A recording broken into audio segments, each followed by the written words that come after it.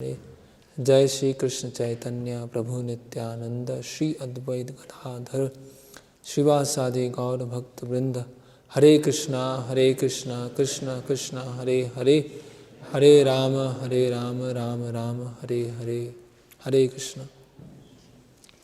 तो हम चर्चा कर रहे हैं वैदिक साधना भक्ति के 64 अंग।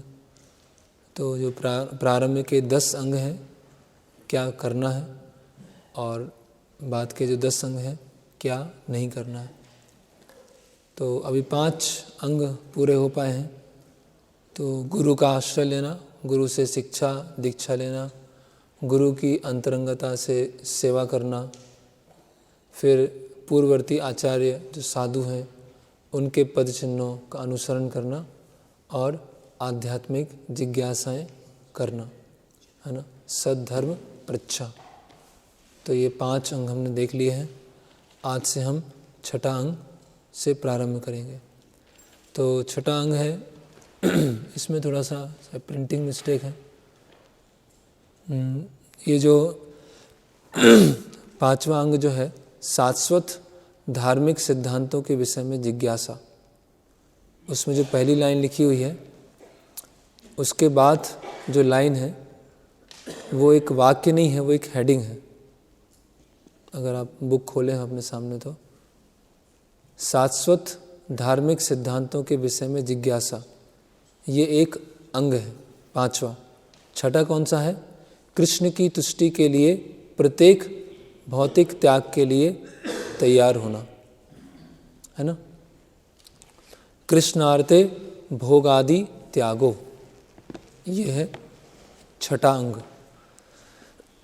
या इसको चैतन्य चरितामृत में बताया गया है कृष्णार्थे अखिल चेष्टा, है ना। तो कृष्णार्थे मतलब कृष्ण अर्थ मतलब के लिए, है ना। कृष्णार्थे अखिल चेष्टा, अखिल मतलब सब, चेष्टा मतलब प्रयास, और चेष्टा मतलब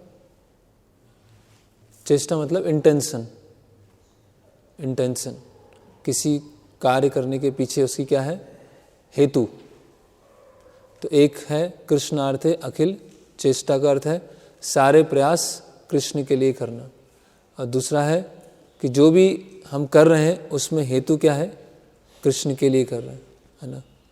तो पद्म पुराण में उल्लेख है, जिस व्यक्ति ने अपने भौतिक इंद्रिय भोग त्याग दिए हैं और भक्ति के सिद्धांतों को स्वीकार कर लिया है, उसे विष्णु लोक का ऐश्वर्य प्राप्त होगा।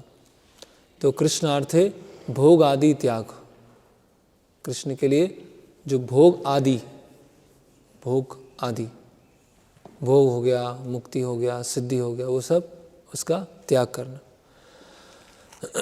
तो कृष्णार्थे अखिल चेष्टा, इसके बारे में हम थोड़ा चर्चा करेंगे। तो कैसे हम कृष्ण के लिए हमेशा ये हम कॉन्शियस रह सकते हैं कि भगवान कृष्ण के लिए ही हम कार्य कर रहे हैं, है ना। तो उसके लिए अलग अलग चीज़ें आवश्यक हैं। पहला है उत्साह, है ना। उत्साह निश्चय धैर्यात् तत्तत् कर्म प्रवर्तनात् संग त्यागो सतो वृत्ति षड्वीर भक्ति प्रसिद्धति। तो ये 6 चीज़ें हैं जिससे हमारी भक्ति बढ़ती है। तो सबसे पहला है उत्साह। बिना उत्साह के हम कृष्ण के लिए कार्य हमेशा नहीं कर पाएंगे। तो प्रभुपाद जी यहाँ पर लिख रहे हैं कि उत्साह की आवश्यकता केवल आध्यात्मिक कार्यों में नहीं होती है, उत्साह की आवश्यकता भौतिक कार्यों में भी होती है।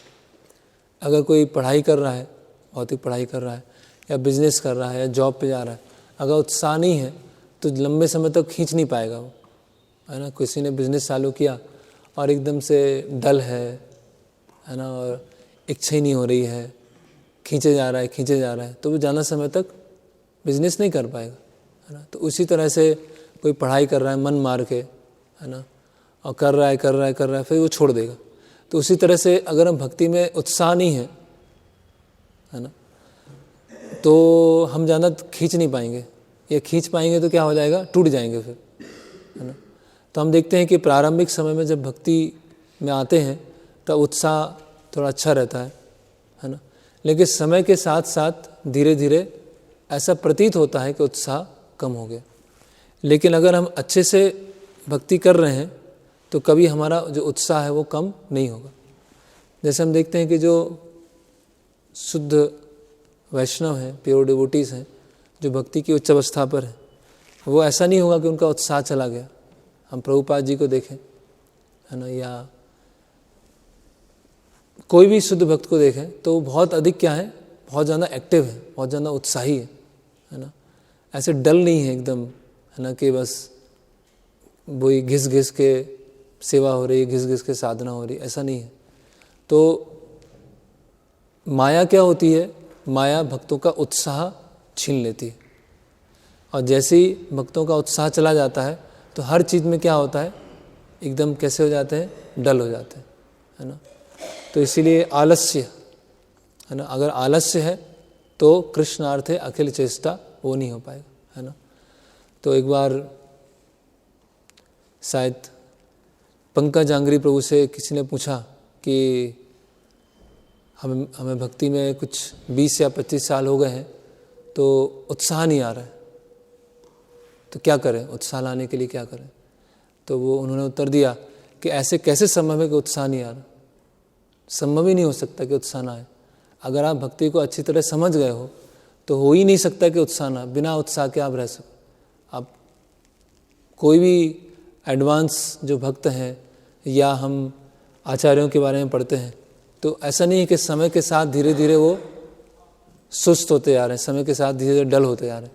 उनकी जो एनर्जी है वो और ज़्यादा बढ़ती जा रही है, और ज़्यादा उनका उत्साह बढ़ता जा रहा है। तो संभव ही नहीं है कि अगर हम कृष्ण भावनामृत आंदोलन में हैं और हमें काफ़ी समय हो गया है, अगर हम उत्साही नहीं है तो कहने का मतलब क्या है, कहीं ना कहीं हमारे अंदर ही वो समस्या है। तो फिर हम कृष्णार्थे भोग आदि त्याग इसको पालन नहीं कर पाएंगे। तो ये प्रभुपाद जी का कोटेशन है, one should accept this opportunity to return home back to Godhead very enthusiastically, है ना, कि ये जो भगवत धाम जाना है उसका जो अवसर प्राप्त हुआ है उसको हमें बहुत ही उत्साह के साथ ग्रहण करना चाहिए। Without enthusiasm one can not be successful, बिना उत्साह के कोई सफल नहीं हो सकता है। अभी कोई इसको आउट ऑफ कॉन्टेक्स्ट निकाल के प्रभुपाद जी का कोट लगा सकता है कि देखो भौतिक चीज़ों में भी उत्साह होना चाहिए, क्योंकि प्रभुपाद जी ने बोला है without enthusiasm one can not be successful.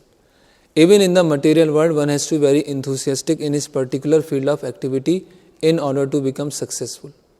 तो कोई भी भौतिक क्षेत्र है उसमें भी उसको सफल होने के लिए बहुत ज़्यादा उत्साही होना चाहिए।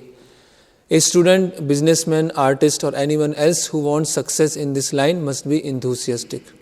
Similarly, one has to be very enthusiastic in devotional service. तो हमें भक्ति में बहुत ज़्यादा उत्साही होना चाहिए। Enthusiasm means action, but action for whom? उत्साह कुछ कार्य करना। और एक उत्साह की डेफिनेशन क्या बताई है उपदेशामृत में? किन्होंने उपदेशामृत पढ़ लिया है, किन किन भक्तों ने? तो रवि क्या बताया उत्साह की डेफिनेशन उपदेशामृत में?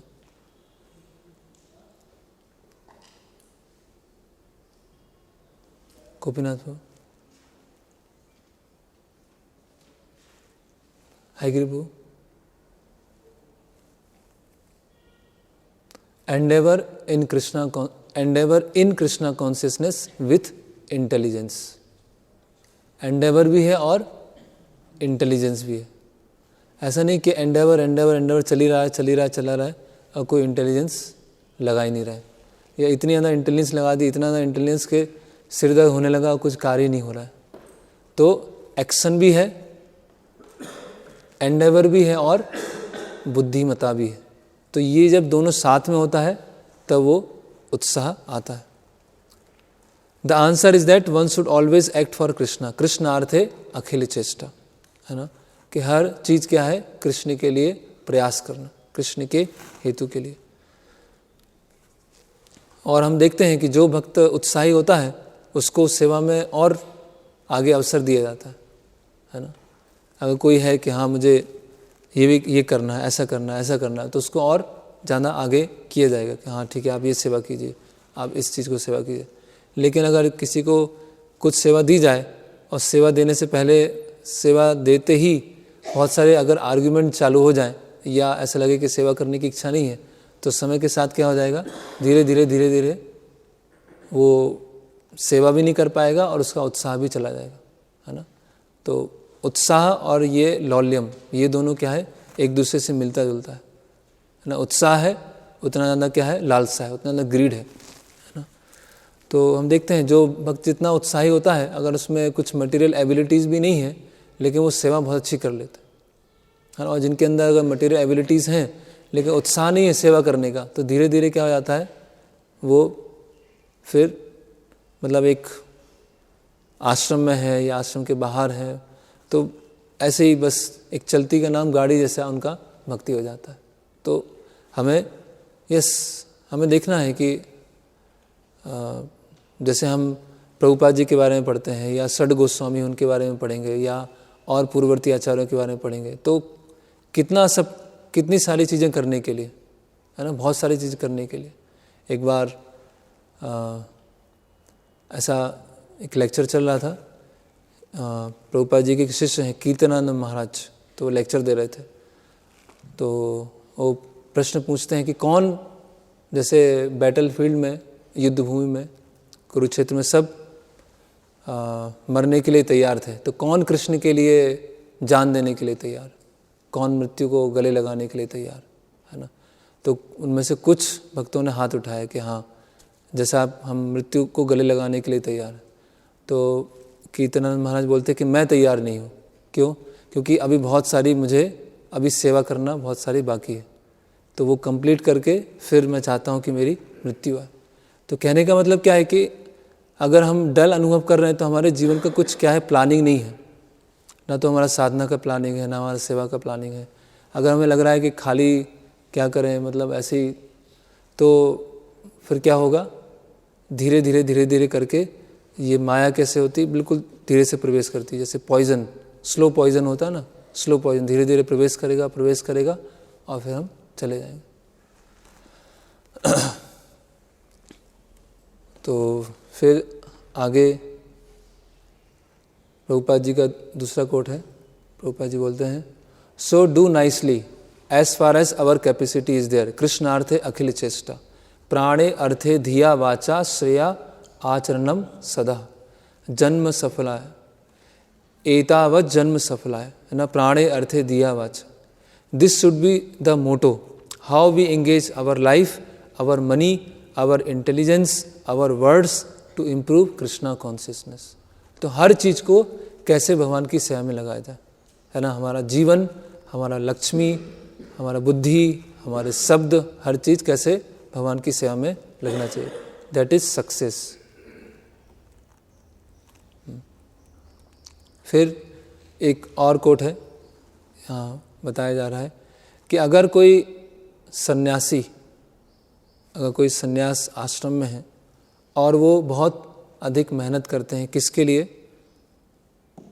हॉस्पिटल खोलने के लिए या एजुकेशनल इंस्टीट्यूट खोलने के लिए, है ना। तो यहाँ बताया जा रहा है, Shri Vishwanath Chakravarti Thakur remarks in this connection that if sannyasis don't engage themselves in the devotional service of Lord but become attracted by philanthropic work. तो अगर कोई सन्यासी भक्ति में सेवा में अपने आप को नहीं लगाते हैं और समाज सेवा कार्य से आकर्षित होते हैं, जैसे कि opening educational institutes, hospitals, even monasteries, churches, temples or demigods, they find only trouble from such engagements, है ना। तो ऐसे सन्यासी के यहाँ आगे क्या प्रभुपाद लिख रहे हैं, simply waste their time and energy। लेकिन जो भक्त भगवान का मंदिर बनाने के लिए एनर्जी लगाता है तो वो एनर्जी कभी वेस्ट नहीं होती। A devotee's attempt to engage his energies in such activities as constructing a Vishnu temple is never wasted। तो समाज सेवा कार्य करना, हॉस्पिटल खोलना, स्कूल खोलना और टेम्पल बनाना, ये दोनों समान स्तर पर नहीं है। कहने का मतलब क्या है कि हमारी जो एनर्जी हमको मिली है वो किस तरह से भगवान की सेवा में हम लगा सकें। फिर तो ये हुआ कृष्णार्थे भोगादि त्याग, कृष्णार्थे अखिल चेष्टा। और इसके अंदर हमने डिस्कस किया उत्साह के बारे में, और प्राणे अर्थे धिया वाचा। अभी है 7वां, तीर्थ स्थान में निवास। 7वां अंग क्या है? तीर्थ स्थान में निवास। स्कंद पुराण में यह भी कहा गया है कि जो व्यक्ति द्वारिका में 6 मास, 1 मास, 1 पखवाड़ा भी रह जाता है, वह वैकुंठ लोगों को जाता है और उसे सारूप्य मुक्ति का लाभ मिलता है।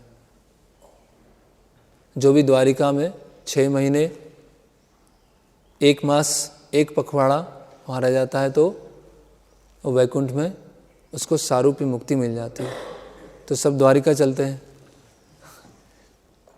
1 महीने रुक के आते हैं और वैकुंठ में स्थान मिल जाएगा, है ना। तो वैकुंठ में स्थान के लिए ये भी आ सके कि वैकुंठ चेतना भी होना चाहिए, वैकुंठ कॉन्शियसनेस भी होना चाहिए। जैसे प्रभुपाद जी बोले कि जो हमारे मंदिर हैं वो क्या है? वैकुंठ है।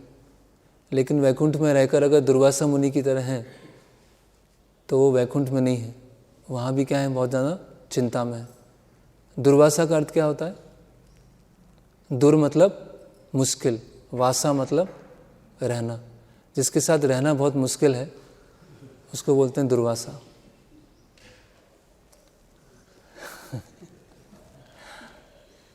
तो जिनके साथ रहना बहुत टफ होता है तो वो दुर्वासा मुनि की लाइन में आते हैं, है ना। तो दुर्वासा मुनि वैकुंठ तक पहुंच गए लेकिन वैकुंठ में नहीं थे, है ना। तो यस, जहाँ ये धाम की महिमा बताई जाती है कि धाम में निवास करने से, ऐसे बताया गया है कि अगर आप धाम में निवास करते हैं, वहाँ पे शरीर छोड़ते हैं, तो आपको भगवत धाम प्राप्त होता है ना। तो जहाँ भी ये बताया जाता है कि ये सब जो महिमा है वो सही है, गलत नहीं है, लेकिन इन वाक्यों में ये निहित है कि जब हम धाम में हैं, धाम में रह रहे हैं, तो धाम की चेतना में है। केवल एक एक्सटर्नल जो धाम है उसमें नहीं रह रहे हैं, कि वास्तव में उस धाम में जो सेवा भाव है, उस स्थिति में रहते हुए हम धाम में रह रहे हैं। अगर उस स्थिति में रहते हुए धाम में नहीं रह रहे हैं, तो अगर धाम में हमारी मृत्यु होती है तो धाम के प्रभाव से कुछ सुकृति मिलेगी, जिससे हमें एक अच्छा या तो भक्त परिवार में या उच्च लोकों में या एक पुण्यशाली परिवार में जन्म मिल सकता है। लेकिन शास्त्रों के ये जो वाक्य होते हैं, है ना, जैसे कल भी चर्चा चल रही थी कि जैसे बताया गया है कि दामोदर मास में कोई भगवान को दिया अर्पण करता है तो उसको भगवत धाम प्राप्त हो जाता है। और उसके पीछे स्टोरी आती है कि एक चूहा था, वो भगवान के दामोदर भगवान के चित्र के पास में ऐसे घूम रहा था, तो उसके बालों में आग लग गई दिए से, और जैसे ही आग लगी तो वो ऐसे ऐसे उछलने लगा क्योंकि आग लग गई। तो जैसे जैसे वो उछला तो भगवान ने उसको कैसे स्वीकार किया, जैसे वो आरती कर रहा हो भगवान की, ऐसे ऐसे ऊपर नीचे, और उसकी क्या हो गई? मृत्यु हो गई। अब वो कहाँ चला गया? भगवत धाम चला गया। तो हम भी बस पूरे साल कुछ नहीं करेंगे, बस दामोदर मास में दिया चढ़ा देंगे। और तो ये कहने का मतलब नहीं है। कहने का मतलब ये है कि भगवान अगर इतने छोटे कार्य से प्रसन्न हो जाते हैं तो फिर हमें तो और अधिक उनके लिए करना चाहिए। भगवान का इतना अच्छा गुण है, भगवान इतने दयालु हैं कि छोटा छोटा कार्य को भी भगवान इतना अधिक क्रेडिट दे देते हैं। तो ऐसे जो एक दिव्य व्यक्ति हैं उनके लिए तो और अधिक हमें सेवा करने का प्रयास करना चाहिए। ऐसा नहीं कि वो छोटे छोटे कार्य को लेकर उसको श्रेय देते हैं तो हम उसका गलत फ़ायदा उठाना चालू कर दें कि पूरे जीवन में भोग करेंगे और बस थोड़ा सा तुलसी जल चढ़ा देंगे या दामोदर मास में थोड़ा सा दिए चढ़ा देंगे और हम भगवत धाम चले जाएंगे। ये तो क्या हो गया? भगवान की जो करुणा में गुण है उसका गलत फ़ायदा उठाना हो गया। तो इसलिए शास्त्रों में नहीं बताया गया कि उसका गलत फ़ायदा उठाया जाए। शास्त्रों में इसलिए बताया गया कि उस गुण को देखकर और अधिक सेवा में लगा जाए। तो ऐसे यहाँ पर द्वारिका का आया है, फिर जगन्नाथपुरी का इसमें बताया गया है कि ब्रह्म पुराण में कहा गया है पुरुषोत्तम क्षेत्र जो कि भगवान जगन्नाथ का 84 वर्ग मील का क्षेत्र है कि दिव्य महत्व का ठीक ठीक वर्णन नहीं किया जा सकता। यहाँ तक कि स्वर्ग लोक के देवता इस जगन्नाथपुरी के निवासियों के शरीर को वैकुंठ वासियों जैसा ही देखते हैं। ऐसा बताया गया है कि स्वर्ग के लोग जब जगन्नाथपुरी में देखते हैं तो वहाँ बहुत सारे चतुर्भुज विष्णु रूप में वैकुंठवासी घूमते हुए दिखाई देते हैं। ऐसा जगन्नाथपुरी की महिमा है। अर्थात देवतागण जगन्नाथपुरी के वासियों को चतुर्भुज रूप वाले देखते हैं। तो मतलब क्या है, उसको भौम वैकुंठ भी कहते हैं। तो तीर्थ यात्रा करना, तीर्थ स्थान में निवास करना, या तीर्थ जैसी हमारी चेतना होना, वैकुंठ चेतना होना। तो इसीलिए हम देखते हैं कि जहाँ भी ये तीर्थ स्थान किसी न किसी नदी के पास में होते हैं। अधिकतर नदी होगी या वहाँ पे समुद्र होगा, है ना। जैसे हम देखते हैं बड़ी बड़ी जो सिविलाइजेशन है वो भी क्या है, नदी के पास उनको बसाया गया। भारत में भी हम ऐसे बड़े शहर देखेंगे तो नदियों के पास में, है ना। तो वो पवित्र नदियाँ और पवित्र नदियों के पास में ऐसा बताया था कि जो गुरुकुल होते हैं, पहले जो गुरुकुल होते थे वो भी नदियों के पास में बनाए जाते थे, क्योंकि शुद्धिकरण की बहुत सारी अलग अलग विधियाँ हैं। ऐसा होता था कि महीने में विग्रहों को ले जाके नदी में स्नान कराया जाता था, है ना। और नदी कैसा है कि पानी क्या है, बहता हुआ है, तो हमेशा क्या है, वो पवित्र है। तो उस नदी के जल को हम अलग अलग विग्रह सेवा में भी उपयोग करते हैं। तो ये धाम की महिमा है। और इसमें एक और बताया गया है, नैमिषारण्य में, जब नैमिषारण्य में ऋषियों का समागम हुआ तो सुध गोस्वामी श्रीमद् भागवतम सुना रहे थे, जिसमें गंगा के महात्म्य को इन शब्दों द्वारा बतलाया गया, है ना।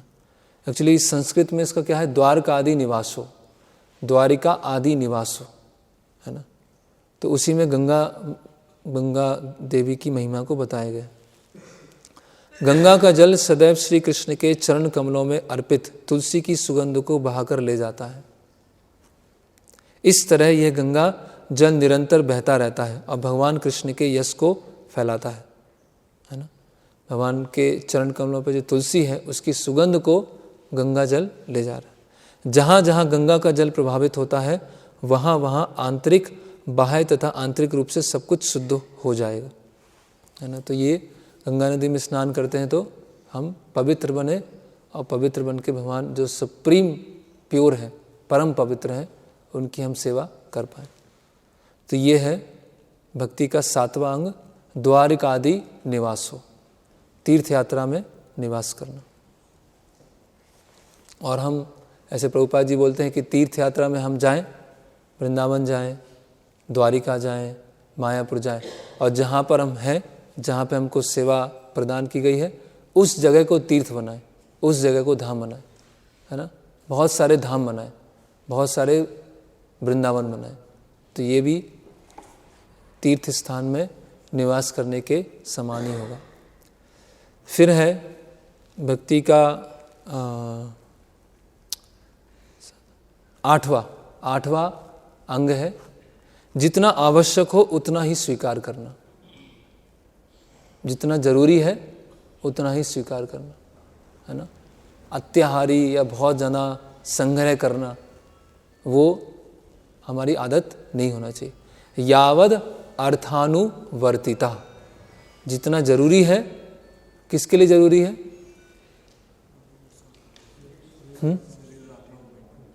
जितना भक्ति, जो भक्ति के लिए आवश्यक है उतनी चीज़ है वो ग्रहण करना। भक्ति सेवा के लिए आवश्यक है उतनी चीज़ों को हमें ग्रहण करना है ना। कंजूस भी नहीं होना है। कई लोग कंजूस भी होते हैं और कई लोग क्या होते हैं, अनावश्यक रूप से बहुत सारी चीज़ें इकट्ठा करते जाते हैं। किसके नाम पर? भक्ति के नाम पर, है ना। 2 तरह की कैटेगरीज होती है। एक कैटेगरी है कि भक्ति के बारे में सुना और सुन के क्या हो गए, उसको गलत तरह से लिया और इर्रिस्पॉन्सिबल हो गए, है ना। कोई मान लीजिए गृहस्थ भक्त हैं, कोई जिनको अपना परिवार, बच्चे, सब देखना है, उनको भक्ति में आगे बढ़ाना है।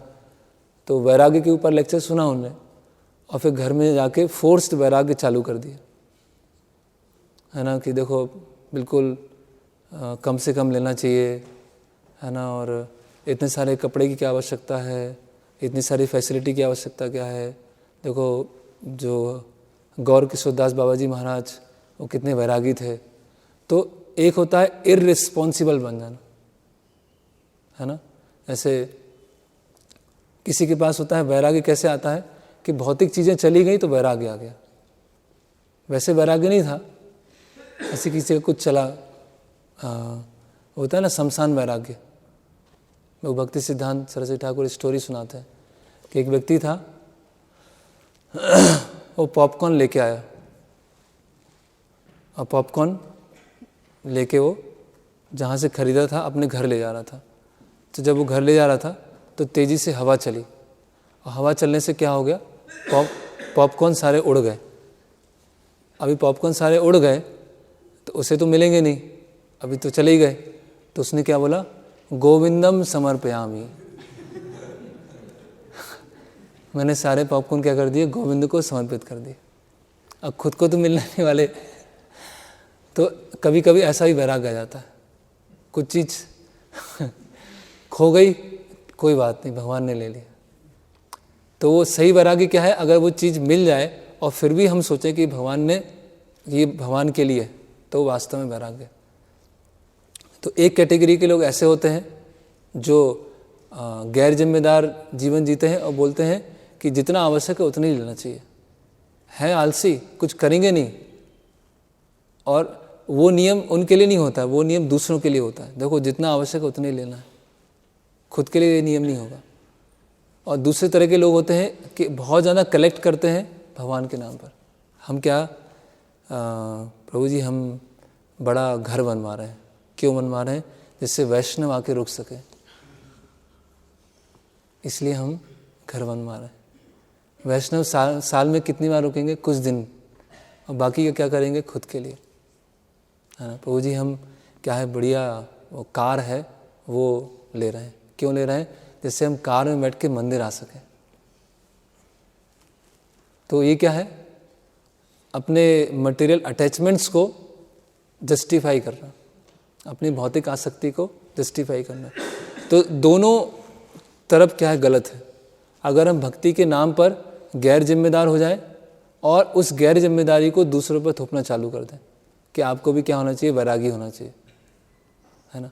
और दूसरा साइड है कि बहुत ज़्यादा इकट्ठा करते जाएं और हमें मटेरियल अटैचमेंट्स हैं और उसकी वजह से बोले कि हम भगवान के लिए इकट्ठा कर रहे हैं, मैं जॉब कर रहा हूँ, पूरा मेहनत करता हूँ, ओवर टाइम करता हूँ, क्यों, जिससे मंदिर में डोनेशन दे सकूँ। अभी आपने ओवर टाइम किया, आपको जब करने का समय नहीं है, आपको पढ़ने का समय नहीं है, और आप ओवर टाइम किए जा रहे हैं, क्यों, आप अधिक तो खुद ही भोग करने वाले हैं और थोड़ा सा मंदिर को देने वाले हैं। और अब बात क्या है, क्योंकि मंदिर निर्माण में मैं सहयोग करना चाहता हूँ, मंदिर निर्माण के लिए मैं 12 घंटे 14 घंटे की जॉब करता हूँ। जब मंदिर निर्माण हो जाएगा तो आप मंदिर में दिखोगे नहीं, आप इस तरह से कार्य कर रहे हैं। तो यावत अर्थानुवर्तिता, जितना आवश्यक है उतना लेना, ना तो एक्सेस लेना, ना कि इस प्रिंसिपल के नाम पर गैर जिम्मेदार हो जाना। नारदीय पुराण में निर्देश है कि यदि कोई भक्त गंभीरता पूर्वक भक्ति करना चाहता है तो उसे आवश्यकता से अधिक कुछ भी ग्रहण नहीं करना चाहिए। अभी सबकी आवश्यकता अलग अलग हो सकती है, किसी की आवश्यकता कुछ अलग है, लेकिन अत्याहार मतलब केवल आहार नहीं, हर इंद्रियों का आहार है, आँखों का आहार है, कान का आहार है, जीभ का आहार है, त्वचा का आहार है, हर चीज़ का आहार है। तो अधिक से अधिक संग्रहित करने की प्रवृत्ति होना। यह है कि ना तो भक्ति के नियमों की उपेक्षा की जाए, न भक्ति के आदेशों को स्वीकार किया जाए जिन्हें सरलता से संपन्न ना किया जा सके। इसमें और रूप गोस्वामी महत्वपूर्ण बता रहे हैं कि जैसे हम भक्ति में जब आते हैं तो भक्ति में बहुत सारे अलग अलग नियम होते हैं। ऐसा नहीं कि एकदम हम स्वयं के लिए या दूसरे को बोलें कि आप सारे नियम पालन करना चालू कर दो, क्योंकि अभी उसका इतना स्तर नहीं है। उसको हम धीरे धीरे करके नियमों को बताएंगे। तो सबसे बेसिक वो कम से कम सुनना और जप करना चालू करे, है ना। जैसे मान लीजिए कोई किसी की क्षमता नहीं है कि वो एकदम से शुरुआत से ही 16 माला करना चालू कर दे। कोई नया जुड़े हैं, कुछ दिन हुए, 1 आध महीने हुआ है, आपने बोला 16 माला करना चालू कर, तो वो क्या हो जाएगा, कुछ दिन करेगा और घबरा जाएगा, फिर आनी बंद हो जाएगा। तो वही रूप गोस्वामी यहाँ बता रहे हैं कि भक्ति के आदेशों को भी जो हमें ग्रहण करना है अपनी क्षमता को देख के करना है। ऐसा नहीं कि हमारी क्षमता नहीं है और क्षमता के बाहर हमने कुछ लिया और फिर क्या हो गया, टूट गए। उदाहरणार्थ यह कहा जा सकता है कि नित्य हरे कृष्ण मंत्र का माला पर कम से कम 1 लाख बार जप किया जाए, किंतु यदि यह संभव ना हो तो अपनी सामर्थ्य के अनुसार जप में कमी कर लेनी चाहिए। तो अगर कोई नहीं कर पा रहा है तो यस, लेकिन एक बार दीक्षा का व्रत ले लिया कि हाँ 16 माला करना है, अग्नि के सामने, डीटीज के सामने, गुरु के सामने, वैष्णवों के सामने, फिर व्रत ले लिया तो करना है। लेकिन आप जब तक उस शेल्टर या उस स्थिति तक नहीं है तो फिर हम दूसरों को भी इस चीज़ को ध्यान रखें, है ना, कहीं ओवरडोज ना हो जाए किसी को। ओवरडोज की वजह से कभी कभी क्या हो जाता है, व्यक्ति पे चला जाता है। सामान्यतः हम अपने शिष्यों को प्रतिदिन कम से कम 16 माला जप करने की संस्तुति करते हैं और इसे पूरा करना चाहिए, किंतु यदि कोई 16 माला का जाप नहीं कर पाता तो उसे चाहिए कि इसे अगले दिन पूरा कर ले। तो कभी कभी ऐसा होता है कि 16 माला पूरी नहीं हो पाती। किनके साथ होता है, कभी कभी 16 माला पूरी नहीं हो पाती?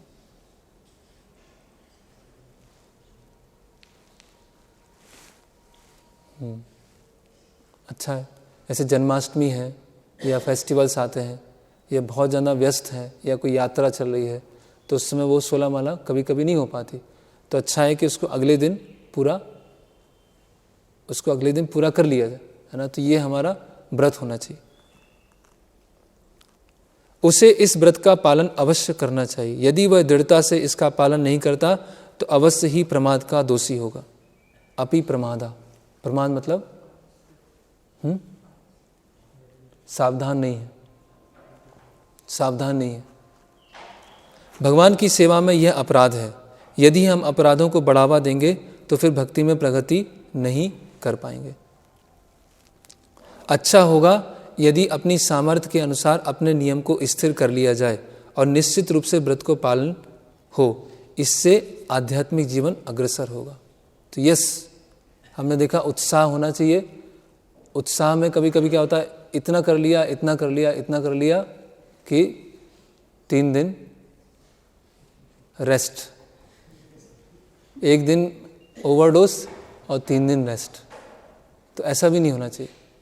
यस, ऐसे प्रभुपाद एक लेटर में लिखते हैं कि हमारी इच्छा होना चाहिए ओवरबर्डन होने की, लेकिन इतना ज़्यादा ओवरबर्डन ना हो जाए कि फिर बर्न आउट, है ना, कि एकदम फ्राई हो गए, कि कुछ दिन बहुत अच्छी तरह सेवा किया और कुछ दिन एकदम से पूरे हमें रेस्ट की ज़रूरत पड़ रही।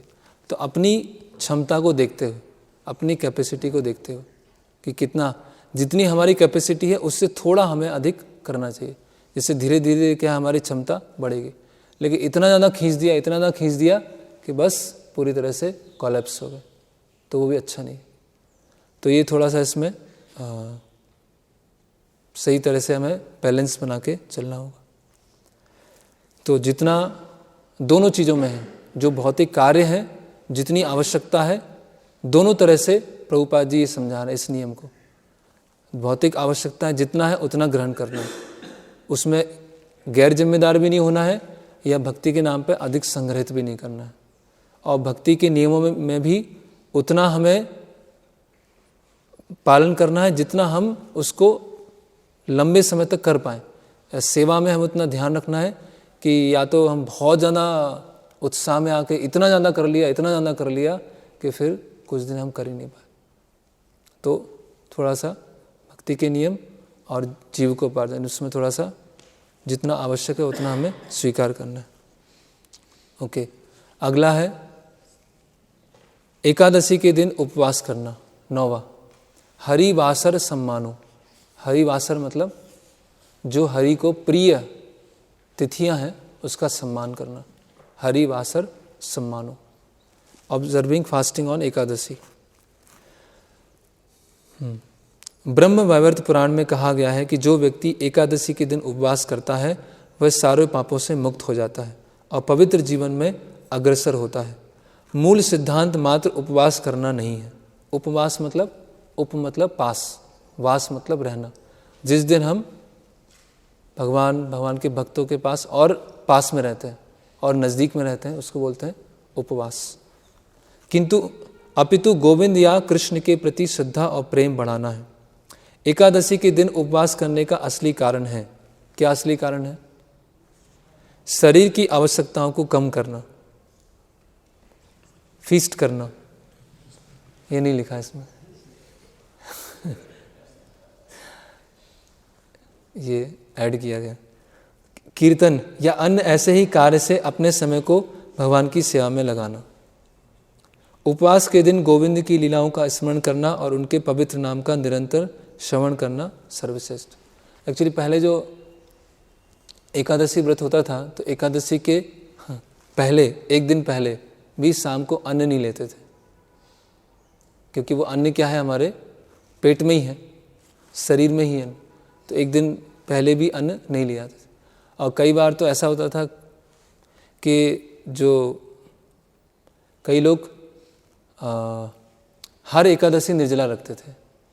हर एकादशी हम एक रखते हैं और 2-3 दिन तक उसका आफ्टर इफेक्ट आता है ना, क्योंकि शरीर क्या हो गए, सबके कमज़ोर हो गए।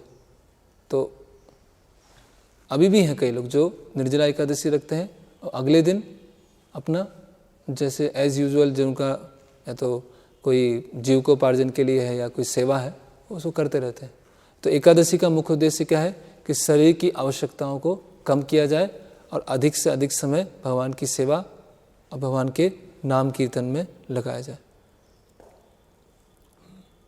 फिर हम देखते हैं कि एकादशी महात्म्य आता है। एक एकादशी महात्म्य कि मोक्षदा एकादशी है, पुत्रदा एकादशी है, ऐसे अलग अलग एकादशी होती है जिसमें वृत्तांत है। युधिष्ठिर महाराज और किन्हीं के बीच में आपस में चर्चा चल रही है कि ये एकादशी करते हैं तो इसका ये फल मिलता है, ये एकादशी करते हैं तो इसका ये फल मिलता है। और वो कहाँ पे दिया है? वो पद्म पुराण में ही दिया है, वो शास्त्रों में दिया है। लेकिन जो शुद्ध भक्ति के रास्ते पर हैं उनको वो पढ़ने की आवश्यकता नहीं है ना। अल्टीमेटली हम क्यों एकादशी कर रहे हैं? हरिवासर सम्मानो, क्योंकि हरि के लिए प्रसन्न करने वाला दिन है तो उसका सम्मान हम करते हैं, है ना। माधव तिथि भक्ति जननी यत्ने पालन करी। जो माधव तिथि है, भक्ति को जननी है, उसको हम पालन करते हैं। बाकी वो जो फल श्रुति है वो फल श्रुति सही है। जैसे हम देखेंगे कि किन्हीं अन्य शास्त्र में ये भी लिखा है, आप भगवद गीता का 9वां अध्याय पढ़ेंगे तो आपको ये प्राप्त होगा, भगवद गीता का 12वां अध्याय पढ़ेंगे तो आपको ये प्राप्त होगा, या आप एकादशी पालन करेंगे तो आपको ये प्राप्त होगी। तो शास्त्रों में क्यों दी जाती हैं फलश्रुति? किस कारण ये फलश्रुतियाँ दी जाती हैं? ये सही है, आप मोक्षदा एकादशी पालन करेंगे तो ये प्राप्त होगा, पुत्रदा एकादशी करेंगे तो ये प्राप्त होगा। तो फिर सब क्यों दिया है? जब हमें भगवान की प्रसन्नता के लिए ही कार्य करना है तो फिर अलग अलग फलश्रुतियाँ क्यों दी हैं? ये भटका क्यों देते हैं हमको? जैसे भगवद गीता में आता है ना, याम इमाम पुष्पिताम वाचा प्रवदंती विपस्सिता। पुष्पमय बाग, अलंकारिक भाषा, ये वेद की क्या है? अलंकारिक भाषा है। तो क्यों फलश्रुतियाँ क्यों दी जाती? नहीं देते इसको। पद्म पुराण में दी गई है वो भी, एकादशी महात्म्य। आप बताना चाहेंगे कोई? ज्यादातर लोग तो जिस स्तर पे रहते हैं वहाँ तो उन्हें कोई प्रेरणा चाहिए होती है, जो कर्मकांडी स्तर पे रहते हैं, और उसमें कुछ प्रेरणा लेने से कुछ स्वीकृति मिलती है जिससे उनकी शुद्धि होती है और फिर आगे भक्ति के मार्ग पर प्रवेश। तो यस, प्रारंभ में कोई एकदम शुद्ध सेवा भावना से भगवान की भक्ति स्वीकार नहीं करता है, तो इसके लिए उसको थोड़ा सा हाँ कि तुम आप ये करोगे आपको ये प्राप्त होगा, है ना। तो फिर हम भी ऐसा कर सकते हैं क्या? इस्कॉन में प्रभुपाद जी के आंदोलन में हम भी ऐसा करें कि कोई व्यक्ति इतना जल्दी भक्ति में नहीं आ पाएगा, तो उसको हम थोड़ा एकादशी महात्म्य की पुस्तक देंगे, वो पढ़ना चालू करेगा, फिर मंदिर आएगा और फिर उसको हम हरे कृष्ण महामंत्र के बारे में बताएंगे। तो हम भी ऐसा कर सकते हैं, क्योंकि वेदों में भी ऐसा किया गया है। प्रमाणिक प्रीचिंग है, तो क्योंकि वेदों में भी यही है, कर्मकांड है, ज्ञान कांड है, भक्ति योग है, तो भगवान स्वयं उसका रास्ता देते हैं, तो हम भी कर सकते हैं। फिर ऐसा कई लोगों का आर्ग्यूमेंट होता है। ये तो शास्त्रों का ही प्रोसेस है, कर्मकांड, ज्ञान कांड, भक्ति योग शास्त्रों में है, तो हम भी उसी को फॉलो कर रहे हैं।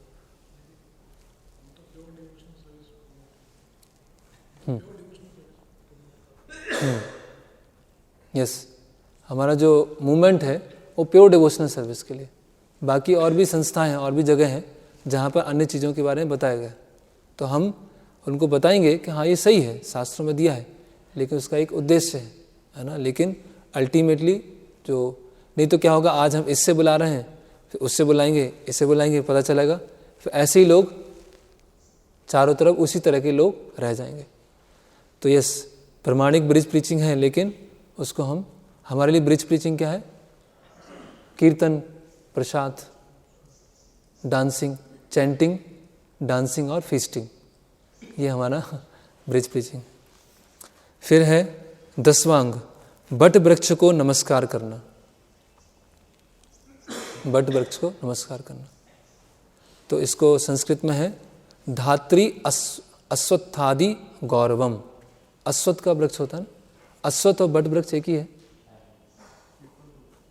अश्वत्थ मतलब पीपल,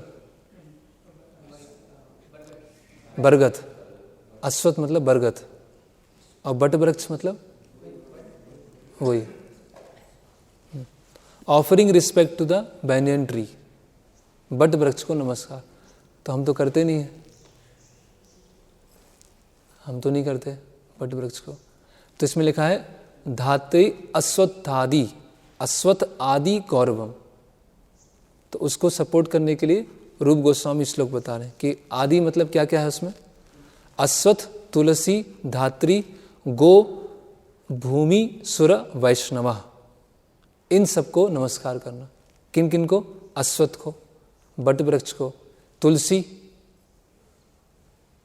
गो गाय, भूमि सुर जो भूमि पर देवता है, कौन? ब्राह्मण, और वैष्णव, वैष्णव। तो ऐसा बताया जाता है कि क्योंकि उस समय वैदिक कल्चर में पीपल के जो वृक्ष हैं या बरगद के वृक्ष हैं उनको भी पूजा की जाती थी, क्योंकि उनमें भी क्या होता है? देवताओं का वास होता है। तो इसीलिए जो वैदिक कल्चर है उसको सपोर्ट करने के लिए रूप गोस्वामी ने ये बट वृक्ष और पीपल के वृक्ष की भी पूजा बताया है। लेकिन आगे उसमें बता रहे हैं कि अगर हम वैष्णवों की, तुलसी महारानी की और गायों की, इनकी पूजा करते हैं तो फिर पीपल की और बरगद की पूजा करने की आवश्यकता नहीं होती। लेकिन अपने आप में पीपल और बरगद क्या है? बहुत ही पुण्यशाली वृक्ष है, क्योंकि उनमें देवताओं का वास होता है। तो स्कंद पुराण में आदेश है कि भक्त को चाहिए कि वह तुलसी और आंवला के वृक्ष को जल अर्पित करे। आंवला का वृक्ष भी क्या होता है ना? पुण्यशाली। उसे चाहिए कि गायों तथा ब्राह्मणों का आदर करे और नमस्कार और ध्यान द्वारा वैष्णवों की सेवा करे। इन सारे कार्यों से भक्त के पूर्व जन्म के पाप कर्मों के फलों में कमी आएगी। तो एक एक करके हम देखते हैं। अश्वत्थ का वृक्ष, भगवद गीता में अश्वत्थ वृक्ष के बारे में बताया।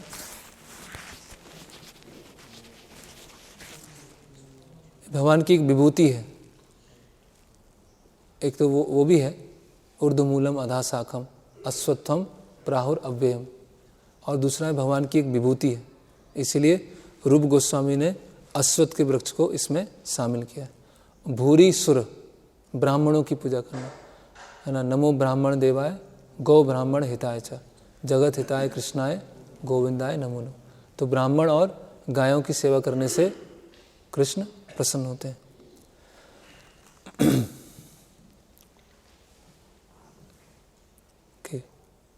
फिर यहाँ पर एक हम कोट पढ़ते हैं।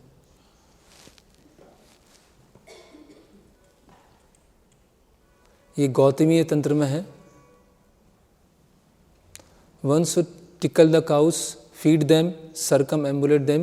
Gopal is pleased when the cows are pleased. तो गाय को अगर हम थोड़ा ऐसे खिलाते हैं कुछ ऐसे और उनको मतलब पुचकारते हैं, चारा देते हैं, उनका पूजा करते हैं, उनके परिक्रमा लगाते हैं, तो उससे कृष्ण क्या होते हैं, बहुत प्रसन्न होते हैं। गाय क्या है, एक ब्राह्मणिकल कल्चर को बनाने वाले। गाय का जो दूध है वो क्या होता है, लिक्विड रिलीजियन। प्रभुपाद जी भागवतम में बताते हैं दूध क्या है, धर्म है द्रव्य रूप में। द्रव्य रूप में क्या है, वो धर्म है। तो जो गाय का दूध पीने से क्या होगा, सूक्ष्म तंतु विकसित होते हैं और उससे हम आध्यात्मिक विषयों को बारीकी में जाके समझ सकते हैं, है ना। तो इस ब्राह्म और गाय के बारे में आगे पढ़ेंगे। फिर तुलसी, तो जब हम ये एक श्लोक है, बाद में हम याद भी कर सकते हैं। तुलसी महारानी को ये तुलसी दल मात्रेन जलस्य चुलुकेन वा विक्रीणिते स्वयं आत्मानम भक्तेभ्यो भक्तवत्सला। जब तुलसी महारानी में हम जल डालते हैं या तुलसी महारानी को जब हम तोड़ते हैं उनके, तो उस समय इस मंत्र का हमें उच्चारण करना चाहिए। तुलसी दल मात्रेन जलस्य चुलुकेन, कि तुलसी दल और थोड़ा सा जल, है ना। भगवान अपने आप को क्या कर देते हैं, बेच देते हैं।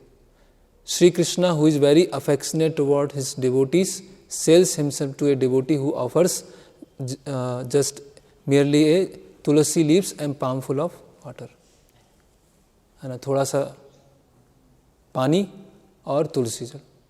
तो ये बहुत महत्वपूर्ण अंग है। हम तुलसी जल अर्पण करना, तुलसी महारानी की सेवा करना। तुलसी महारानी की सेवा करना कौन किस में आता है, पाद सेवनम। भक्ति के 9 अंग होते हैं, श्रवणम, कीर्तनम, विष्णु स्मरणम, पाद सेवनम। तुलसी महारानी कहाँ होती है, भगवान के चरणों में होती है, करेक्ट। तो जो भगवान के चरणों में है उनकी सेवा करने से क्या होगा, पाद सेवनम। तो धाम की जो परिक्रमा होती है या मंदिर की जो परिक्रमा होती है या तुलसी महारानी की सेवा होती है, वो सब किस में आती है, भक्ति के पाद सेवनम में आती है। तो एक ऐसा साधारण चीज़ नहीं है कि तुलसी महारानी में हम जल डाल रहे हैं या तुलसी महारानी को केयर कर रहे हैं, मतलब भगवान के चरणों की हम सेवा कर रहे हैं। फिर आगे हम देखते हैं, the supreme lord is causelessly merciful upon his devotees, so much so that even the poorest of man can offer him a little water and a flower in devotion and thus please him. This is due to his affectionate dealings with his devotees, है ना। तो अगर बहुत ही निर्धन, भौतिक रूप से बहुत ही निर्धन व्यक्ति है, अगर तुलसी जल, है ना, और हम देखते हैं पहले घरों में बीच में आंगन में तुलसी महारानी होती थी। ऐसा घर डिज़ाइन किए जाते थे कि घर में बीच में क्या है, तुलसी महारानी। अभी तो तुलसी महारानी है ही नहीं। अभी घर के बीच में क्या है, कुत्ता है या टीवी है, वॉशिंग मशीन है, आंगन ही नहीं है, क्योंकि जगह ही नहीं है लोगों के पास। इतना बड़ा प्लॉट ही नहीं है कि उसमें आंगन निकाल सके। तो और हम जो जैसे हम प्रचार करते हैं, और कई ऐसे जिनको प्रचार करते समय ऐसे लोगों के संपर्क में आते हैं जिनको भक्तों का संग नहीं मिल रहा है, डिवोटी एसोसिएशन नहीं है, तो उनको हम ये रिकमेंड कर सकते हैं कि आप घर में क्या कीजिए, तुलसी महारानी की सेवा कीजिए। तो आपको तुलसी महारानी का संग मिलेगा। तुलसी महारानी की सेवा कीजिए, उसमें जल डालिए, वहाँ बैठ के आप जप कर सकते हैं, वहाँ बैठ के आप शास्त्र पढ़ सकते हैं। तो एक भक्त का हमें संग मिल गया।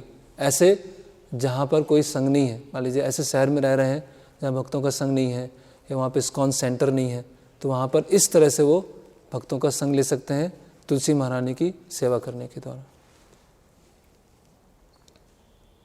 फिर यहाँ पर अद्वैत आचार्य का उदाहरण आता है कि जब चैतन्य महाप्रभु का अवतरण के लिए अद्वैत आचार्य क्या करते हैं, यही श्लोक बोलते हैं, तुलसी और थोड़ा सा जल लेकर शालिग्राम शिला को अर्पण करते हैं। और चैतन्य महाप्रभु से प्रार्थना करते हैं। और फिर चैतन्य महाप्रभु अद्वैत आचार्य की जो प्रार्थना है उसको सुनकर यहाँ पर प्रकट होते हैं, है ना। चैतन्य महाप्रभु बोलते हैं कि आपने क्योंकि ये तुलसी और जल अर्पण किया है तो मैं आपका क्या हो गया हूँ, ऋणी हो गया हूँ, है ना। तो ये साधारण चीज़ नहीं है, साधारण दिख सकती है। जैसे हम देखते हैं ना, हर वैदिक संस्कृति में हर चीज़ का क्या है, रूप है, फॉर्म है। ऐसे समुद्र है तो समुद्र देव है, गंगा नदी है तो गंगा देवी है, हिमालय है तो हिमालय एक व्यक्ति है, करेक्ट। तो तुलसी महारानी है तो मतलब वृंदा देवी है। वो एक हर चीज़ क्या है, पर्सनल है, कोई भी चीज़ इम्पर्सनल नहीं है। मतलब कोई हम पानी से डील नहीं कर रहे हैं, या कोई हम पहाड़ से डील नहीं कर रहे हैं, है ना, या कोई हम पौधे से डील नहीं कर रहे हैं, हम एक व्यक्ति से डील कर रहे हैं। तो जब हम तुलसी महारानी से सेवा कर रहे हैं मतलब एक पर्सोनिफाइड फॉर्म है, एक वृंदा देवी है, उनके साथ हम व्यवहार कर रहे हैं। तो इस तरह से अद्वैत आचार्य की ये प्रार्थना है। तो अद्वैत आचार्य ने गंगा जल तुलसी मंजरी अनुक्षण कृष्ण पाद पद्म भरी करे समर्पण,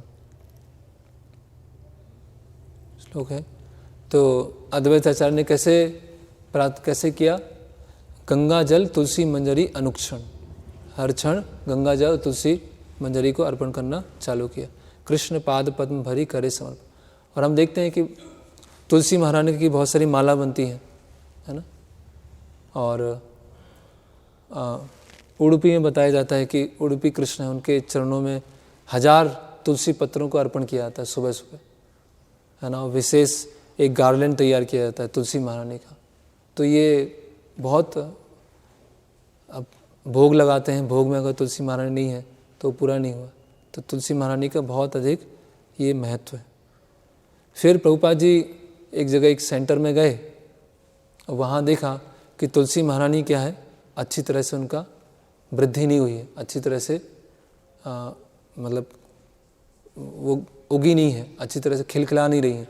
तो प्रभुपाद जी कहते हैं कि यहाँ भक्तों की जो भक्ति है उसमें कमी है। तो तुलसी महारानी जितनी अच्छी हैं, मतलब जितना अच्छा उनका वृद्धि है, उससे पता चलता है कि वहाँ पर रहने वाले जो भक्त हैं उनकी भक्ति किस तरह से। तो प्रभुपाद जी का एक कोट है, लेटर है, I am so glad to hear how nicely tulsi is growing. मैं बहुत प्रसन्न हूँ कि तुलसी महारानी की कितनी अच्छी वृद्धि हो रही। That is a sign of substantial devotional service. तो ये एक मजबूत भक्ति सेवा का एक प्रतीक है। Every centre should be encourage to grow tulsi. हर प्रत्येक केंद्र में तुलसी महारानी को ग्रो करने के लिए बढ़ावा देना चाहिए। If there is any impediment in growing tulsi that means the devotional service is defective. Clear, अगर तुलसी महारानी की वृद्धि नहीं हो रही है अच्छी तरह, तो कहीं ना कहीं भक्तों से अपराध हो रहा है, अच्छी तरह से नियमों को पालन नहीं कर रहे हैं, है ना। तो कई बार ऐसा होता है कि इवन गुरु महाराज या कोई सन्यासी है तो तुलसी महारानी देखते हैं और समझ में आ जाता है कि मंदिर में क्या चल रहा है। तुलसी महारानी की वृद्धि को देखकर पता चल गया कि मंदिर में भक्तों किस तरह से भक्ति कर रहे हैं। तो ये और महिमा बताई गई है। जो व्यक्ति ने कभी भी तुलसी महारानी की जो सुगंध है वो नहीं ली है, उसका कैसा है, उसका शरीर कैसा है, जैसे लोहार की धोकनी है। जैसे लोहार की जो धोकनी होती है आवाज़ करती है ना बहुत, लेकिन क्या होती है, वो डेड होती है। तो जिसने भी भगवान को अर्पित तुलसी पत्र का सुगंध नहीं लिया है, उसका शरीर क्या है, लोहार की धोकनी के समान। फिर ये हरिदास ठाकुर जब वैश्या को चेंज कर देते हैं तो उस समय हरिदास ठाकुर वैश्या को निर्देश देते हैं। क्या निर्देश देते हैं, तुलसी परिक्रमा कर तुलसी सेवन निरंतर कृष्ण नाम करिए कीर्तन। क्या कीजिए आप, तुलसी परिक्रमा कीजिए, तुलसी की सेवा कीजिए और निरंतर कृष्ण नाम करिए कीर्तन। निरंतर आप कृष्ण नाम लीजिए, है ना। तो ये बहुत पावरफुल है ना। तो यहाँ पर प्रभुपाद जी बता रहे हैं।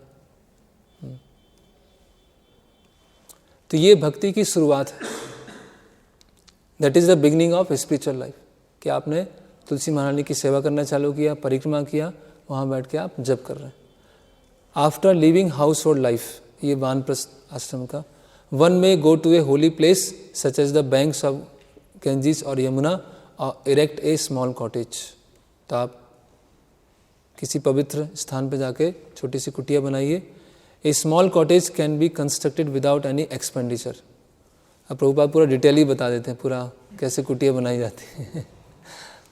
4 logs serving as pillars can be secured by any man from the, 4 pillar लाना है और कुटिया खड़ी कर देना है ना। फिर इसमें आगे यहाँ प्रभुपाद जी लिख रहे हैं, Thus one can live very peacefully in any condition. Any man can live in a small cottage, plant a tulsi tree, water it in the morning, offer it prayers and continuously chant the Hare Krishna Mahamantra. Simple. Thus one can make vigorous spiritual advancement. This is not at all difficult. One simply has to follow the instruction of the spiritual master strictly, then everything will be successful in due course of time. तो ये हरिदास ठाकुर जो वैसे उनके गुरु हैं, तो उन्होंने ये निर्देश दिया। तो प्रभुपाद जी वहाँ से बता रहे हैं कि जो आध्यात्मिक गुरु के निर्देश हैं उसको हम कड़ाई से पालन करेंगे तो हर चीज़ अपने आप समय के साथ आना चालू हो जाएगी। As far as eating is concern there is no problem. Okay, फिर प्रभुपाद जी तात्पर्य में लिख रहे हैं, one may live in a cave in a cottage beside it river in a palace और a big city like New York और London, है ना। अभी कहीं भी रहें, नदी के किनारे रहें, झोपड़ी में रहें, शहर में रहें, महल में रहें, वो कोई कर सकता। In any case a devotee can follow the instruction of spiritual master and engage in devotional service by watering the tulsi plant and chanting the Hare Krishna mantra. तो इस तरह से ये तुलसी महारानी की सेवा के बारे में। फिर इसमें एक आगे भी आएगा, उसमें हम और डिटेल में पढ़ेंगे कि तुलसी महारानी की किस तरह से केयर की जाए। तो ये 10 अंग पूरे हो गए, क्या क्या हमको करना है ना। तो यहाँ पर आज हम विराम लेते हैं और फिर नेक्स्ट सेशन में क्या नहीं करना है, तो वहाँ से चालू हो जाएगा। सबसे पहले अभक्तों का संग नहीं करना है, असत संग नहीं करना। तो ये 10 क्या है, बहुत ही प्राइमरी है, इसको हमें याद रखना है। गुरु का आश्रय लेना, गुरु से शिक्षा दीक्षा लेना, गुरु की अंतरंगता से सेवा करना, जो पूर्ववर्ती आचार्य हैं उनके पद चिन्हों का अनुसरण करना, जिज्ञासा करना, फिर कृष्णार्थे अखिल चेष्टा, अगला द्वारका आदि निवासो, धाम में निवास करना, अगला जितना आवश्यक है उतना रखना, चाहे वो जीविकोपार्जन है चाहे वो भक्ति के नियम है। नेक्स्ट एकादशी हरि वासान सम्मानो, अगला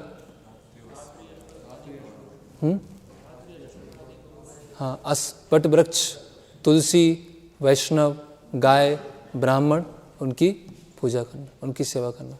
तो ये 10 क्या है, सबसे प्रमुख अंग हैं। तो ये हमारे लिए और दूसरों को प्रीचिंग करने में ये बहुत हमें काम आने वाले हैं। हरे कृष्णा। किसी कोई प्रश्न है?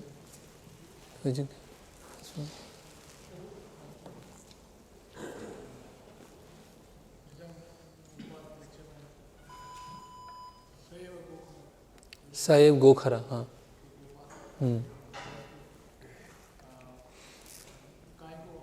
हाँ, गाय का, यस।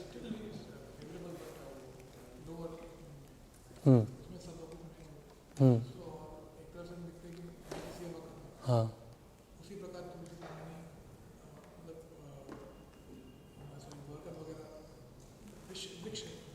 बट वृक्ष, वृक्ष, यस।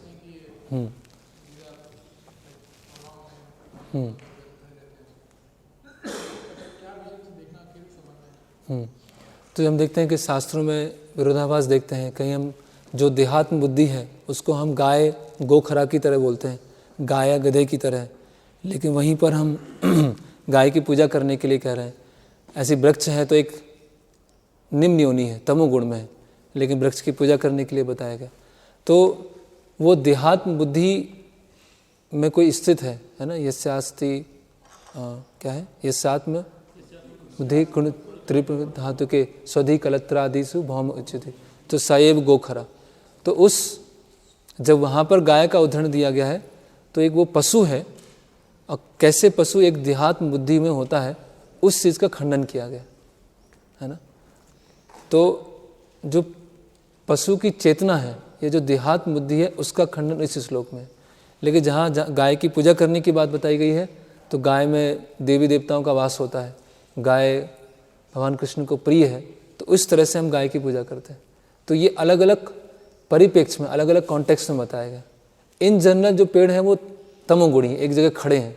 ऐसे प्रभुपाद बोलते हैं ना कि किसी को कोई वस्त्र नहीं पहनता है तो उसको कई वर्षों तक पेड़ की योनि दी जाएगी, बिना वस्त्र के आप खड़े रहो, है ना। लेकिन जो बट वृक्ष हैं, क्योंकि देखिए आध्यात्मिक जगत में भी क्या है, वैरायटीज़ हैं। तो आध्यात्मिक जगत में भी पशु हैं, वहाँ भी पेड़ हैं, वहाँ भी पक्षी हैं। तो वही आध्यात्मिक चीज़ें जब यहाँ पर आती हैं तो जितनी भी गाय हैं, तो जो सुरभि गाय हैं उनका एक्सपांसन है, जो भी वृक्ष हैं तो आध्यात्मिक वृक्ष उसका एक एक्सटेंशन है। तो जब हम वृक्ष या पशु गाय की बात करते हैं तो देहात्म बुद्धि की बात करते हैं। लेकिन जहाँ हम उनको सेवा करने की बात करते हैं तो वो जो एक आध्यात्मिक जगत है जहाँ पे उसकी वैरायटीज़ हैं, उस वैरायटी का कुछ अंश यहाँ भी क्या होता है, प्रतिबंधित रिफ्लेक्ट होता है। तो उस चीज़ की हम पूजा करने के लिए बोलते हैं। यस, क्योंकि वहाँ भी गाय है, वहाँ भी वृक्ष है, वहाँ भी वृंदा देवी है, तुलसी महारानी है। ये थोड़ा देखना पड़ेगा, लेकिन ऐसा बोलते हैं देवता उसमें वास करते हैं। हाँ, दोनों सेम, वृंदा देवी तुलसी महारानी की जय से।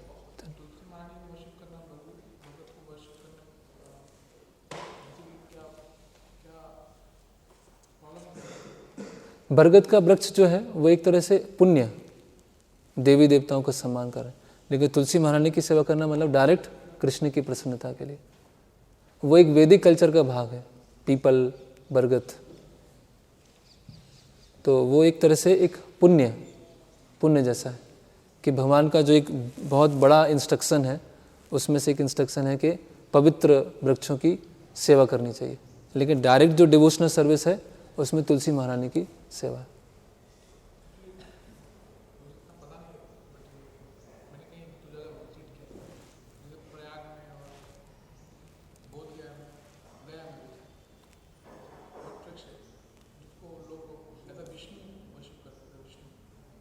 ऐसे विष्णु कुछ वहाँ पर ऐसा कुछ पास टाइम भी हुआ होगा शायद। हाँ,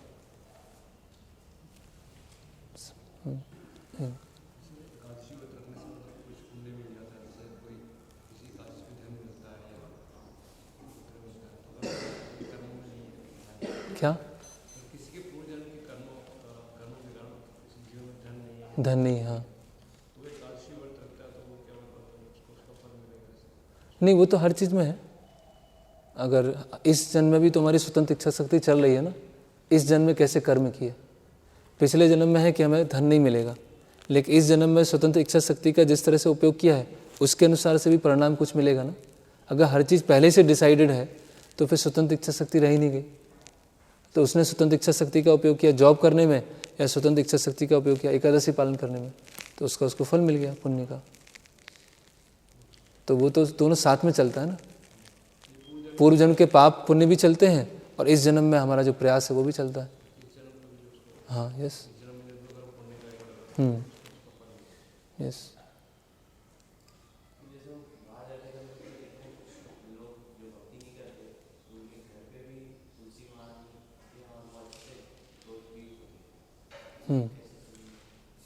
कि हम किसी घर जाते हैं और वो भक्ति नहीं कर रहे हैं लेकिन फिर भी तुलसी महारानी अच्छी, तो इसका तो हाँ आइडिया नहीं है। हाँ, ऐसे कई जगह देखते हैं कि एकदम नास्तिक टाइप में है, या लेकिन तुलसी महारानी अच्छी वृद्धि कर रही है। असुर विमोहन,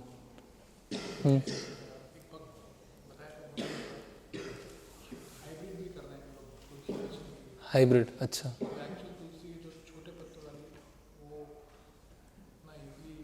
ग्रो नहीं करते। एक दो होती ना, श्यामा और राम और श्याम। तो वो जो अब आपका कहना है कि जो ओरिजिनल है, हाँ, तो वो आसानी से ग्रो नहीं करती। तो जो हाइब्रिड है तो वो ग्रो करते।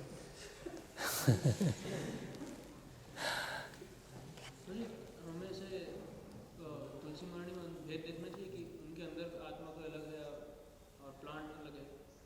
जैसे हम शैडो को उनसे अभिन्न गिनते हैं। हाँ, कोई प्रश्न पूछते हैं कि तुलसी महारानी के अंदर जो पौधे के अंदर जो आत्मा है वो कोई साधारण जीव है कि तुलसी महारानी का विस्तार है? नहीं, तुलसी महारानी का विस्तार। वृंदा देवी तुलसी महारानी का विस्तार, अलग अलग जहाँ पे भी है। और जीव नहीं है, जीव है और शरीर मिला है तुलसी महारानी का, ऐसा नहीं। आधुनिक लॉजिक, आधुनिक शिक्षा में ज़्यादा पढ़ लेते हैं, वो ऐसे प्रश्न पूछने लगते हैं। कल के क्लास में कल डिस्कशन हुआ था कि जैसे प्रभुपाद जी डोनेशन डोनर है या किसी से कैसे बात कर रहे हैं। तो बहुत बार ऐसा होता है कि हम जाते हैं किसी से मिलने के लिए, तो मिलते समय कि वो दुर्गा का उपासक है या देवी देवता की पूजा करता है, तो तुरंत वहाँ पे काटना वो चीज़ संभव नहीं हो पाता है। जाना है, थोड़ा उससे लक्ष्मी भी लेनी है, तो थोड़ा धीरे धीरे करके ही उसको समझाने का प्रयत्न करते हैं। ये प्रैक्टिकली मैंने भी एक्सपीरियंस किया है, ऐसा ही होता है। तो यहाँ पे किस प्रकार से हमें व्यवहार करना चाहिए? प्रश्न है कि हम जब डोनेशन कलेक्शन में जाते हैं तो जिनसे डोनेशन ले रहे हैं तो हो सकता है वो देवी देवता के उपासक हों, तो एकदम से हम बताएंगे कि नहीं आप इनको छोड़िए और कृष्ण परम है, तो फिर जो डोनेशन आना होगा वो बंद हो जाएगा। तो हम धीरे धीरे करके बताते हैं। तो इसमें दो उदाहरण मैंने सुने हैं। एक प्रभुपाद जी के शिष्य हैं यशोमती नंदन प्रभु, तो कुछ समस्या थी मंदिर में, तो उन्होंने पुलिस को बुलाया और पुलिस ने वो समस्या को सुलझा दिया और फिर दोनों आपस में एक कक्ष में बैठे हुए थे। तो उन्होंने प्रसाद लिया, आरती अटेंड किया, लेक्चर सुना पुलिस वालों ने। फिर पुलिस ने बोला हमारी तो कर्मी पूजा है, हम तो कर्मी को मानते हैं, बस हमारा जो ड्यूटी है वही पूजा है। तो उस समय फिर यशोमती नंदन प्रभु शांत नहीं रहे, उन्होंने बताया कि वास्तव में कर्म क्या है, कर्म की डेफिनेशन क्या है, भगवत गीता में कर्म क्या बताया गया। तो जब एक व्यवहारिकता के स्तर पे आएगा तो ठीक है, वो एक कार्य कराने आए मंदिर का कार्य, लेकिन अगर कुछ वो गलत सिद्धांत कुछ बोल रहे हैं तो उसको क्लैरिफाई करना पड़ेगा कि जो आप सोच रहे हैं कि आपका जो जॉब है वो पूजा है, तो वो इस तरह से कहीं भगवत गीता में नहीं बताया गया। तो अगर हम थोड़ा डिटैचमेंट के मूड से अगर सामने वाले को, क्योंकि अगर वो हमको डोनेशन दे रहा है तो उसके बदले में हमें भी कुछ देना होगा, तो उसको अगर हम सही चीज़ बताएंगे तो फिर वो आदान प्रदान हुआ कि उसने डोनेशन दिया, हमने सही चीज़ दिया। तो वो फिर तो वहाँ बताते हैं कि वो पुलिस वाला कोई ऑफेंडेड फील नहीं किया कि मैंने इनका काम कराया और ये तो मुझे ही समझा रहे हैं कि कर्मी पूजा नहीं है। ऐसे एक उदाहरण आता है कि गिरिराज महाराज एक लाइफ मेंबर के यहाँ गए डोनेशन कलेक्शन में, तो वो डोनेशन देने के लिए वो तैयार हो गए। तो फिर उसने बोला कि शिव परम है, शिव जी परम है साउथ इंडिया में। तो गिरिराज महाराज बोले नहीं, कृष्ण परम है। और आपस में क्या हो गया, एकदम हॉट डिस्कशन चालू हो गया। वो बोल रहे हैं शिव परम है, वो बोल रहे हैं कृष्ण परम, विष्णु परम है। तो फिर डिस्कशन क्या हो गया, शांत हो गया। तो वो लाइफ मेंबर ने, तो गिरिराज महाराज सोचे कि अभी तो कोई डोनेशन आने नहीं वाला, अब चलते हैं यहाँ से। तो बोले कि आप हमारा अल्टर देख लीजिए दर्शन करके। तो बोले नहीं, अब तो मैं चाहता हूँ। बोले आप देखिए तो कम से कम। तो वहाँ जाते हैं तो देखते हैं कि वहाँ पे राधा कृष्ण के विग्रह हैं। तो वो जो लाइफ मेंबर थे वो बोलते हैं कि मैं आपको टेस्ट कर रहा था कि आप मुझे वास्तव में भक्ति में लाना चाहते हैं या केवल मेरा पैसा लेना चाहते हैं। तो आपने वहाँ बताया कि कृष्ण और विष्णु परम है। तो बहुत क्या हुए, प्रसन्न हुए। तो अगर हम ऐसे निरासक्ति की भावना से और उनको सही बताने के उद्देश्य से जाएंगे तो थोड़ा समय लगेगा, लेकिन फिर लक्ष्मीपति हैं तो लक्ष्मी भी आ जाएगी। इसी में पॉइंट हाँ कि अगर हम ये स्टेटमेंट से जाते हैं कि अगर मैं बताऊंगा हो सकता है डोनेशन ना दे, तो उसमें सूक्ष्म भावना निहित है ना कि मैं कृष्ण पर निर्भर नहीं हूँ, मैं इन पर निर्भर हूँ डोनेशन लक्ष्मी की, इसमें ऐसा यस, वो भी है।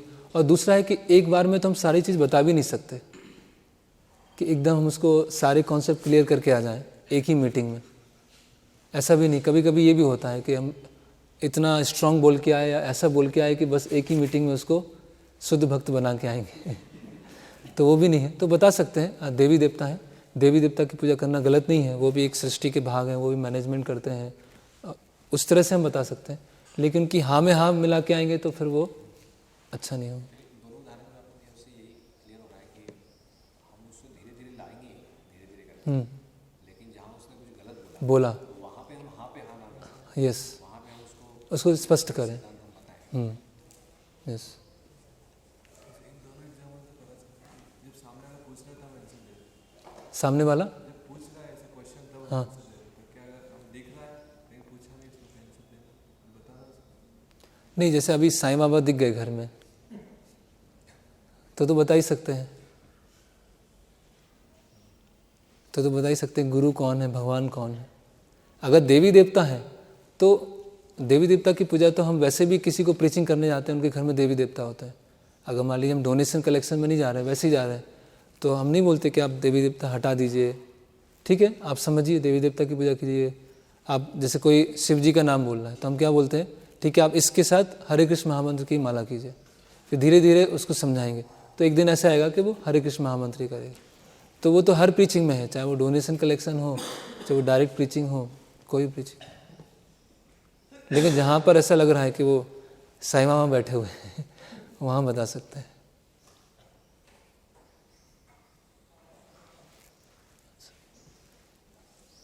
हरे कृष्ण। श्रील प्रभुपाद की, भक्ति रसामृत सिंधु की, श्रील रूप गोस्वामी प्रभुपाद की जय।